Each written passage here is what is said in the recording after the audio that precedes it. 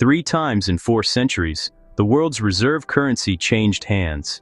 The Dutch guilder fell, the British pound collapsed, the American dollar rose, and every single transition required the same catalyst. Not better economic policy, not smarter central bankers, not international agreements. Upheaval, destruction, and catastrophe that destroyed one power's productive capacity while leaving another standing with the gold, the factories, and the credibility. In 1945, America held 70% of the world's gold not through mining but through survival. This is the pattern history keeps repeating. Before the dollar, before the British pound, the world ran on Dutch guilders. In 1609, Amsterdam opened a bank that did something revolutionary. They measured the actual metal content in coins. At the time, governments desperate for funds would debase their currency by mixing copper into gold coins, nickel into silver. Nobody knew what anything was really worth. The Bank of Amsterdam created the first standardized currency. Merchants across Europe started demanding payment in guilders because they knew exactly what they were getting. Network effects took over. The more people used guilders, the more useful they became.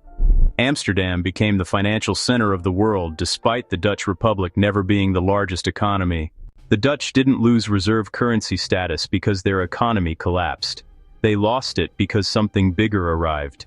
The Industrial Revolution, and it wasn't happening in Amsterdam.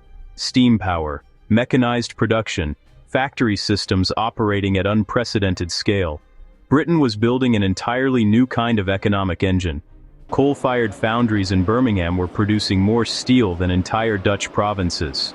Textile mills in Manchester were transforming manufacturing itself. The guilders' dominance was ending, but the transition didn't happen through a vote or an economic summit. It happened through war.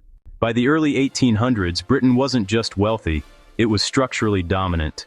Largest economy in the world. Largest empire in human history, most powerful navy protecting every major trade route. London became the financial clearinghouse for global commerce. Even trade between countries that had nothing to do with Britain often cleared through London because that's where the infrastructure lived. The correspondent banking networks, the insurance syndicates, the gold reserves, the legal frameworks that enforced contracts across borders. The pound had credibility built over decades. Britain maintained remarkable price stability through disciplined monetary management and massive gold reserves. You could convert pounds to gold reliably, year after year. In an era where most governments printed currency until it became worthless, that consistency was everything. The pound ruled global finance for over a century, but empires carry a hidden weakness. They rely on stability, and once that stability breaks, decline accelerates. The break came in 1914. World War I shattered the economic foundation of British power. To fund the war effort, Britain borrowed heavily. From whom? The United States. Gold began flowing across the Atlantic in quantities that fundamentally shifted the balance of financial power. For the first time in a century, America became a major creditor nation. While Britain accumulated debts, it would spend decades trying to repay.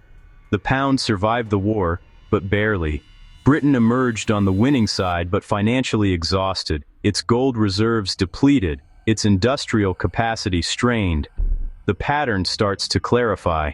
The Dutch lost reserve currency dominance through the emergence of a more powerful economic system they couldn't match. Britain was losing dominance through the massive financial drain of defending an empire that had become too expensive to maintain. Both currencies remained important for years after their peak, but the center of gravity was shifting. And then came the Second War. World War II didn't just wound Britain, it obliterated the entire global financial order.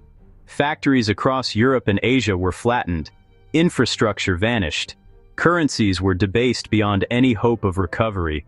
Governments defaulted. Entire economies ceased to function. But one country emerged completely untouched. The United States. No bombed cities, no destroyed factories, no collapsed infrastructure. While Europe and Asia burned, American industrial production reached levels never before achieved. Detroit built tanks. Pittsburgh produced steel for both theaters of war. American farms fed Allied armies across two continents. By 1945, the United States held more than 70% of the world's monetary gold reserves. Not 70% of American gold. 70% of all gold held by governments anywhere on Earth. Gold wasn't just a store of value, it was the foundation of currency credibility, and America possessed almost all of it. But the world needed a new system to replace what had just been destroyed. In July 1944, before the war even ended, delegates from 44 nations gathered in Bretton Woods, New Hampshire. Their goal was explicit: prevent another Great Depression, prevent another World War. The Bretton Woods Agreement established one simple principle: the US dollar would be convertible to gold at $35 per ounce. Every other major currency would peg itself to the dollar. The dollar became the anchor of the entire global monetary system. Not through military force, through necessity. America was the only country with the industrial capacity, political stability, and gold reserves to make that promise credible. But frameworks only function if the currency actually circulates. In 1944, most of the world was desperately short of dollars. European nations needed dollars to rebuild, to purchase American goods, to settle trade accounts. But they didn't have any. This is where the Marshall Plan becomes critical. Between 1948 and 1952, the United States provided over $13 billion in economic aid to rebuild Western Europe. That's roughly $150 billion in today's terms. The stated purpose was humanitarian and strategic. Stop communist expansion, prevent the political instability that economic collapse creates. But the Marshall Plan injected dollars into European economies at scale, creating the liquidity that made the Bretton Woods system actually operational. European nations now had dollars to spend, to trade with, and to hold in reserve. The dollar wasn't just dominant in name, it was the currency that actually moved through the global economy. The Cold War accelerated this pattern. U.S. military spending in Western Europe, Japan, and South Korea throughout the 1950s and 1960s pumped additional dollars into Allied economies.